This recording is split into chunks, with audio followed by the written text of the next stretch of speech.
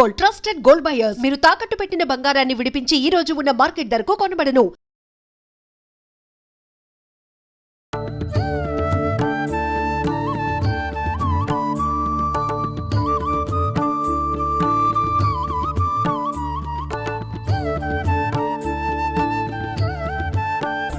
నమస్కారం, welcome to I dream. మన సంస్కృతి కార్యక్రమానికి స్వాగతం. నేను మీ విజిత.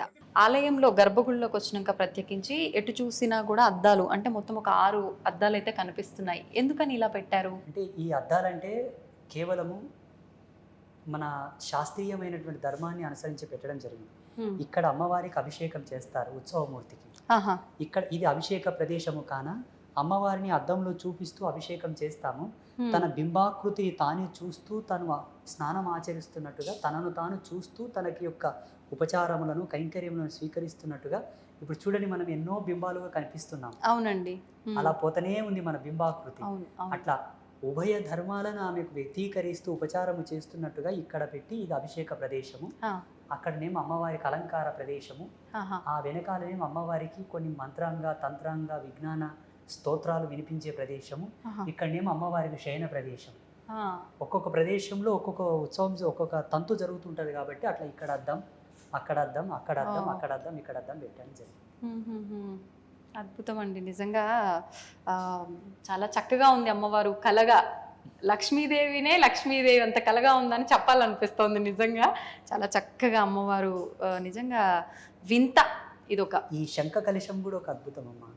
ఈ శంఖ కలశం ఉంది కదా, ఈ కలశం అనేది ఇప్పుడు మనకు దేవాలయాల్లో కొబ్బరికాయ పెడతారు, కలశాల మీద కొబ్బరికాయ పెట్టుంటారు.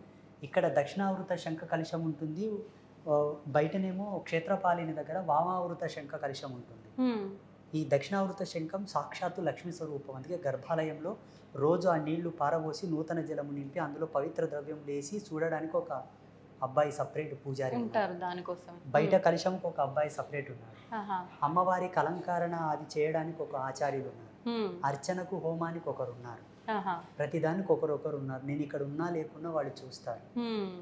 గురుగారు, ఆలయ పై నిర్మాణం కూడా మనకు ఒక గోపురం చూసిన మాదిరిగా ఉంది. ఎందుకని ఇలా డిజైన్ చేశారు? పైన శ్రీచక్రము. మళ్ళీ ఆలయం యొక్క ధర్మాన్ని అనుసరించి ప్రతి దేవాలయంలో కూడా ఆ పిరమిడ్ టైప్ ఆఫ్ స్టెప్స్ ఉంటాయి. అవును, దేవాలయంలో ఉచ్చరించే మంత్రాల యొక్క చాంటింగ్, ఆ వైబ్రేషన్స్ కూడా ఒక విధమైన పారదర్శక సూత్రాన్ని అవలంబింపజేసుకొని ఆలయం అంతా ప్రసరించడానికి ఒక డ్రోమ్ పైన ఒక శ్రీచక్రాన్ని అమర్చారు. అవునండి, ఆ శ్రీచక్రం ఏంటంటే కింద ఇక్కడ మనకి ఇక్కడ కనబడుతుంది, నేలలో లైటింగ్ ఫోకస్ తక్కువ ఉంది కాబట్టి తక్కువ కనిపిస్తోంది. ఇక్కడ కూర్చొని అమ్మవారికి గవ్వల పూజ చేస్తారు ఈ శ్రీచక్రం పైన. అది పైనుంచి రిఫ్లెక్ట్ కావడానికి, ప్రతిబింబం పడడానికి పైన అమర్చారు. ఇక్కడ గవ్వల పూజ చేస్తారు. ఇప్పుడు ఇది కూడా అమ్మవారి ఆజ్ఞన, మీరు అనిపించి ఇలా నిర్మించారా? నా మతిలోకి ఒక ఆలోచన వస్తుంది అంటే ఆ తల్లి యొక్క సిగ్నలే. ఆమెనే తెప్పిస్తుంది, ఒరే మూర్ఖుడా ఇది చేయరా అని నాకు చెప్తుంది, చేస్తాను.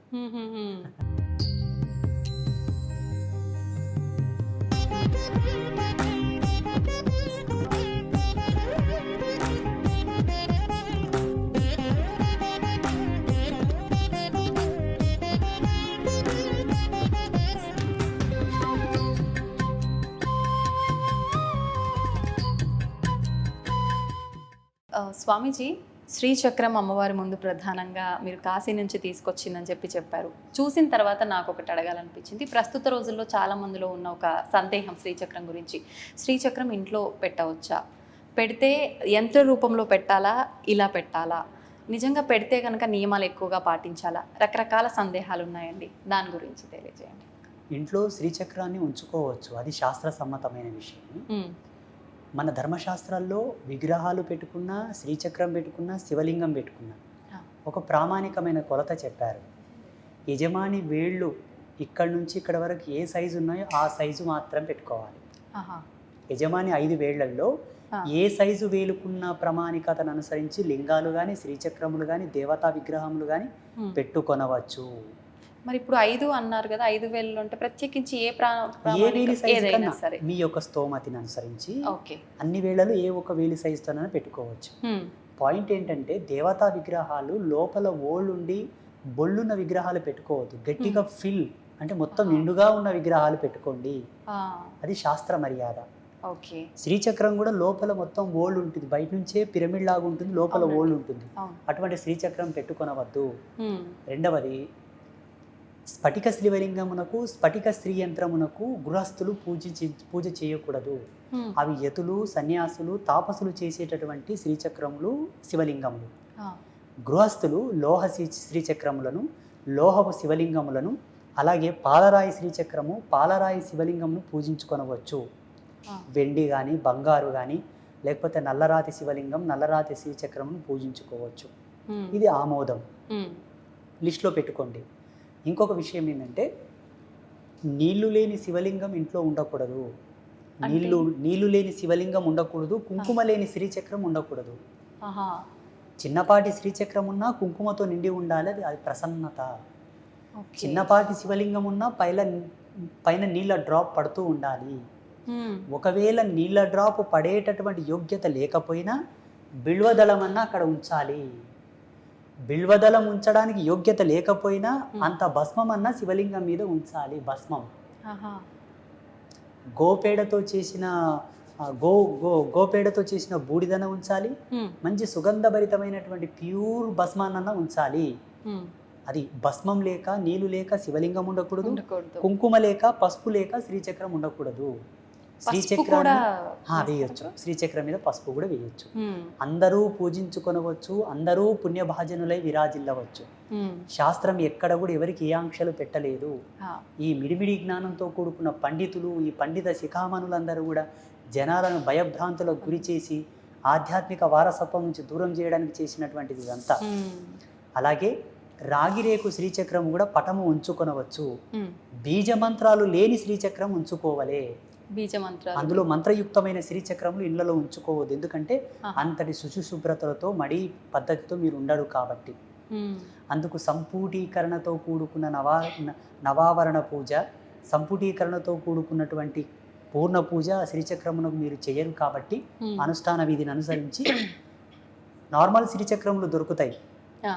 అవి తెచ్చి యోగ్యులైన గురువులు, అనగా శ్రీ విద్య సాధనలో ఉత్తీర్ణులైనటువంటి గురువుల చేతకు తీసుకెళ్ళి వాళ్ళ చేతికిచ్చి వాళ్ళు సంకల్పం చేసి ఇచ్చిన శ్రీచక్రములు తెచ్చి పూజలో ఉంచుకొనవచ్చు. హ్మ్. మీరు స్వతంత్రంగా మార్కెట్లో దొరికిన శ్రీచక్రములు తెచ్చి పెట్టుకోకూడదు. ఇప్పుడు శ్రీచక్రం అనగానే ప్రతినిత్యము కుంకుమార్చన చేస్తూ ఉండాలా? ప్రత్యేకించి ఎటువంటి విధానం ఉంటుందంటారు? ఏం పర్వాలేదు, హ్మ్. పౌర్ణానికో అమావాస్యకో నీళ్లతో, పాలతో, గంధముతో, పసుపుతో కడగండి. ఆ. చక్కగా మీకు వచ్చిన అష్టోత్తరాలతో, శ్రీ సూక్తంతో, ఖడ్గనామావళితో, లలితా సహస్రనామంతో కుంకుమార్చన చేసుకోండి. ఆ. ఒక కాన్సెప్ట్ పెట్టుకోండి, అమ్మా నాకు ఉద్యోగరీత్యా వీలు పడదు, వ్యాపార రీత్యా వీలు పడదు, హ్మ్. నెలలో 2 సార్లు నిన్ను పూజించుకోగలను, అర్చించుకోగలను. హ్మ్. అమ్మా నేను గృహస్థురాలను, అనగా నేను హౌస్ వైఫ్, ఆ. నాకు ఏ బాధ్యత లేవు, నా భర్త సంపాదిస్తున్నాను, ఇంటి పాటనే ఉన్నాను కాబట్టి అవును. మంగళవారం, శుక్రవారం నేను పూజించుకోగలను. హ్మ్. లేదు అమ్మా ఇంకా నేను ఫ్రీగా ఉన్నాను, రోజు పూజించుకోగలను. హ్మ్. మన యోగ్యత. ఓకే. అమ్మ ఏం చేయదు, తే అని అడగదు. హ్మ్. మన వీలుని బట్టి ఒక యోగ్యుడైన గురువు చేత గనక మనం శ్రీచక్రాన్ని పొందితే ఆ యోగ్యుడి చేత మనం అధికారం, ప్రామాణికతను, ప్రమాణాన్ని తీసుకొని ఉంటాము కాబట్టి ఆ యోగ్యుడు ఇక్కడ శ్రీచక్రానికి అర్చన చేస్తూ ఉంటే నీ ఇంట్లో శ్రీచక్రానికి అర్చన జరిగినట్టే లెక్క.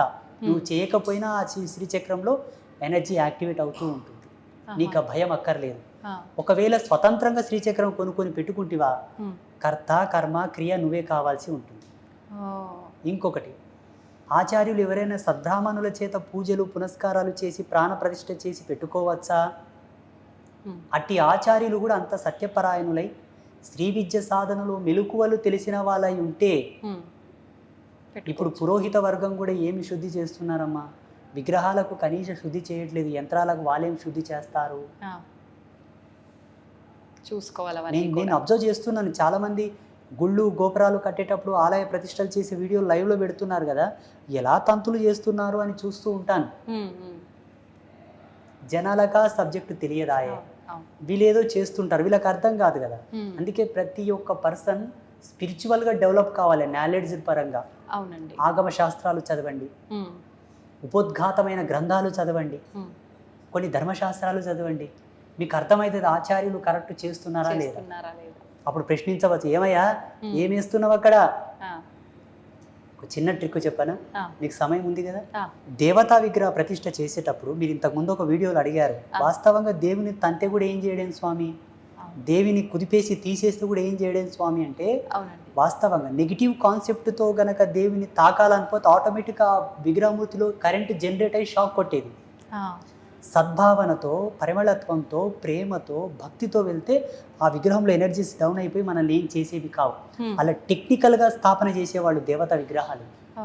అంతటి పవర్ రావాలంటే దేవతా విగ్రహం కింద ప్యూర్ నవరత్నాలు, ప్యూర్ సప్తధాతువులు, పరిపూర్ణమైన హస్తముల చేత లిఖింపబడినటువంటి యంత్రరాజ్యము, ఒక్కొక్క యంత్రమునకు 1,000,000 జపాలు ధారబోయాలి, పవిత్రమైన వనస్పతులు, ఇలా నిక్షిప్తం చేయబడినదే దేవత ప్రతిష్ట. బయట విగ్రహాలు ఎట్లా స్థాపన చేస్తున్నారు ఆచార్యులు, ₹1,00,00,000 పెట్టి గుడి కడతారు, ప్లాస్టిక్ నవరత్నాలు తెచ్చేస్తారు. అక్కడ ప్లాస్టిక్ పంచలోహాలు వేయకుండా ఏం చేస్తారంటే స్టెయిన్లెస్ స్టీల్ కాయిన్స్ పోస్తారు, కుంభాలు కుంభాలు గుమరిస్తారు. సత్య సనాతన ధర్మం చెప్పింది ఏంటంటే పూజలో ప్లాస్టిక్ వాడకూడదు, రబ్బర్ వాడకూడదు, స్టెయిన్లెస్ స్టీల్ సామాన్లు వాడకూడదు, ఐరన్ మెటల్ వాడకూడదు, ఇక్కడ రాతి వెండి పాత్రలు కూడా వాడకూడదు. దేవతల యొక్క పాత పద్మముల చెంత, దేవత మందిరం నందు దేవత యొక్క స్థానంలో దేవత యొక్క ఆభూషణంలో 3 లోహాలు చెప్పారు, బంగారు, వెండి, రాగి. అక్కడ ఆచమన పాత్రలు, జలపాత్రలు, హారతి పళ్ళెము, హారతి స్పూన్, కంచువి వాడవచ్చు, శ్రేష్టమైన కంచు ధాతువుతో చేసినవి. ఇవి ఆమోదం. ఇవి ఇంట్లో కూడా ఇవే వర్తిస్తాయి. ఇంట్లో కూడా పూజా మందిరంలో ఇవే ఉండాలి, ఇవి మినహా వేరే ఉండకూడదు. మీరు మీ పిచ్చి పిచ్చినంత తెచ్చి పూజలు చేస్తామంటే మీరు మొదట అడిగినట్టనే దేవతలు రిఫ్లెక్ట్ అవ్వరు. నువ్వు నెత్తి బాదుకొని కొయ్యో ముర్రో అన్న దేవతలు పలకరు. స్వామీజీ, ఇప్పుడు మీరు చెప్పినట్టు ఇక్కడ మీరు చెప్పిన లోహాలకు సంబంధించినవి మాత్రమే ఉన్నాయి, ఎక్కడ ప్లాస్టిక్ కానీ స్టీల్ కానీ కనిపించట్లేదు. ఒకటి మాత్రం నాకు కొంచెం ప్రత్యేకంగా కనిపిస్తుంది అలంకరణతో, అదేంటో తెలుసుకోవాలని. ఇది మారేడుకాయ యొక్క గుజ్జుతో అలంకారంగా చేసింది.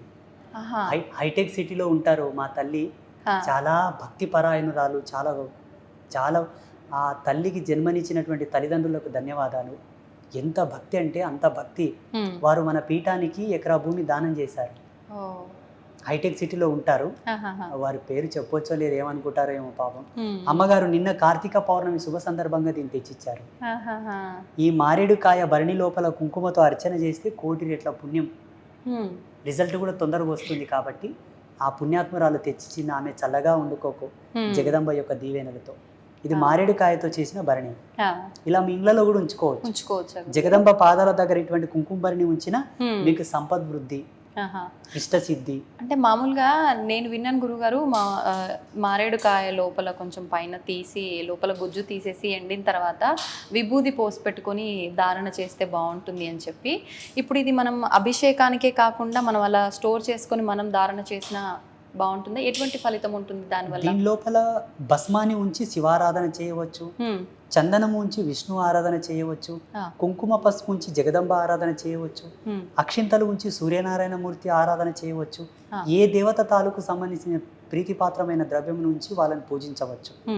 ఇందులో పడ్డ తర్వాత దీనిలో ఉన్న సహజత్వం గుణము ప్రబలం అవుతుంది, హెచ్చవుతుంది, ఎక్కువగా అవుతుంది, ఎనర్జీ ఇంకా ఎక్కువ డెవలప్ అవుతుంది, పుణ్యం పురుషార్థం తొందరగా వస్తాయి, మనం అనుకున్నంత తొందరగా రిజల్ట్ వస్తుంది. కాబట్టి దీన్ని అలా వాడవచ్చు. అయితే స్వామీజీ, ఇప్పుడు ఇంట్లో శ్రీచక్రం పెట్టుకున్నప్పుడు అలా కుంకుమ ఎప్పుడు ఉండాలి అని అన్నారు కదా, ఎవరైనా వచ్చినప్పుడు చాలా మంది మనం పూజా ద్రవ్యాలకు సంబంధించింది మన పూజ రూమ్లో అవి తీసుకొచ్చి ఇవ్వాలి అని అంటే కొంచెం ఆలోచిస్తారు. అంటే ఎక్కడ మా పుణ్యం వాళ్ళకి వెళ్ళిపోతుంది అనుకుంటారో ఏంటో తెలియదు, కానీ అలా అంటే అమ్మవారి దగ్గర నుంచి తీసుకొచ్చిన కుంకుమ వాళ్ళకి మనం ధారణ చేయొచ్చు. శాస్త్రంలో కొన్ని నియమాలు చెప్పారు. అష్టమి, అమావాస్య, సూర్యగ్రహణ, చంద్రగ్రహణ సమయమునందు పూజా మందిరం నుంచి ఏవి కూడా తీసి వేరే వాళ్ళకి ఇవ్వకూడదు. మిగతా సమయంలో ఏమీ కాదు. ఓకే, లేనిపోయిన ఆంక్షలు పెట్టుకోకండి. నీ ఇంటికి ఒక ఎత్తి వచ్చిందంటే శివస్వరూపం, ఆయనలో చెడ్డ ఉద్దేశం ఉండుగాక, నీవు ధర్మంతో నీ పతి నీ ఇంట్లోనే ఉంటుంది, అనుమానం వలదు, శంకించవలదు. నీ ఇంటికి ఒక ముత్తైదు వచ్చిందంటే సాక్షాత్తు జగదంబయ్యే. మళ్ళీ లేనిపోయిన ఆంక్షలు ఏంటి, అవన్నీ లేనిపోయిన అనుమానాలు అంటుంది.